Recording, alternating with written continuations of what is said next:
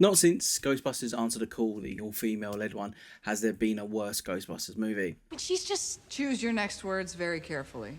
Those were some of the reviews I saw after watching Frozen Empire in the cinema. Was Frozen Empire that bad? No, not at all. It was nowhere near as good as the 1984 original. No, of course not. Nothing will beat that. For those who haven't seen Frozen Empire, I'm going to give a little rundown of the films, and then we'll go over the two Steelbooks and whether they're worth adding to your collection. Frozen Empire carries on from Afterlife, the previous thing, with the Spengler family, only they have now moved to New York and are living in the iconic firehouse. We all know the firehouse. We all wish we could go there. They're working as Ghostbusters for the Sea of New York, which brings a very much nostalgic feel. Frozen Empire brings back Walter Peck from the original movie, only he's now the mayor of New York. Mr. Mayor, may I approach the bench? Do you see a robe? I am not a judge. Obviously, he wants the Ghostbusters gone, and he'll do what he can to get rid of them. He even gets Phoebe, the basically main character, kicked off of the team because of her age. He's always been a dick and played brilliantly by William Atherton. Frozen Empire brings back most of the original cast, Bill Murray with a smaller role in this one, but Dan Aykroyd and Ernie Hudson play a part which helps the plot move forward. I've learned it's always best to knock every piece of wood and throw a coin into every fountain. You just never know. The film starts to pick up when Dr. Ray, Dan Aykroyd's character, is given an artifact, an orb with a mysterious ritual markings on it, and it's kind of like a very old ghost trap. The Ghostbusters soon learn that the orb is created millions of years ago, millennia ago, let's say, by these four powerful sorcerers known as the Fire Masters, who imprison. It's called Garrick, I think that's how it's pronounced. His power has control over ice and cold. His goal is basically to turn New York City into a deep freeze and start a new ice age known as the Death Chill. So it's kind of all good that he's actually trapped in the orb, but for how long he'll be trapped? Frozen Empire is a solid entry in the Ghostbusters franchise. There are a few new characters that work, some that don't. You know your stuff, man. That's the special piece in there. Actually, it's in there by mistake. I can't part with it. Some of the older characters are put more to the side than in Afterlife. There are some growth in some of the characters, but not as much as I'd like. Oh, no way. I used to have one of these. Mind your fingers. Overall, for the film, I would give it a 3.5 out of 5.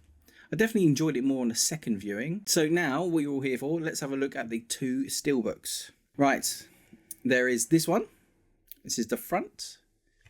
And this is the back.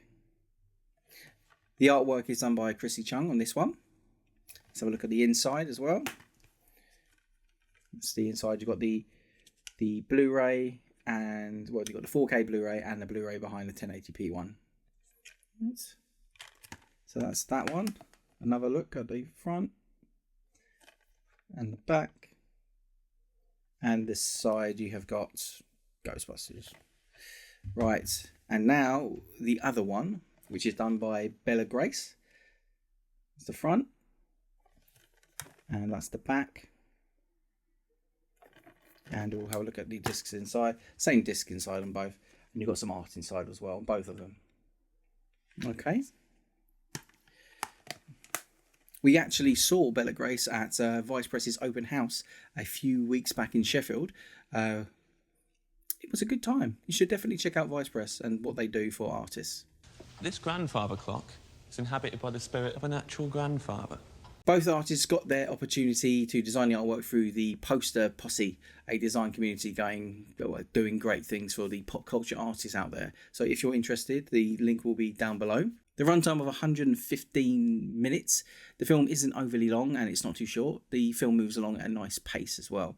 Coming with the 4K disc and the Blu-ray, as you've seen. The 4K disc comes with Dolby Vision, HDR, Dolby Atmos 7.14 and Dolby Digital 5.1 for your audio needs. Where the Blu-ray is a standard 1080p, which is obviously HD and only has a 5.1 audio. I know it sucks right now. I do. But it's just temporary. There is also a standard 4K with different artwork and a standard Blu-ray. I think that has the same artwork. The artwork on the standard one is actually from one of the photographs by the still photographer of the film, which I'll leave his link in the description below. He also worked on many movies like Barbie and all the Harry Potter films. Overall, I think they are a good addition to the collection, and it comes down to which one of the artwork you prefer and whether or not you want a steelbook or just a standard traditional version. I'll leave a link in the description if you want to pick one up. Whichever version you want is all linked down there, and that will help support the channel just a little bit.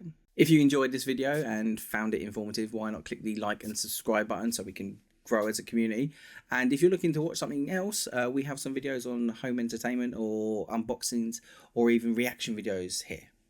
And until next time, see you later.